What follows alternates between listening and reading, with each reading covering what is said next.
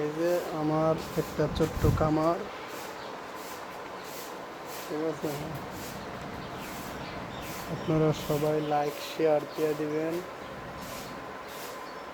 আর আমার খামারটার জন্য দোয়া রাখবেন। আর যেই এই সার গরুটা কিনবেন, আমার কন্ট্যাক্ট নাম্বার দেওয়া থাকবে, কন্ট্যাক্ট নাম্বারে যোগাযোগ করতে পারবেন।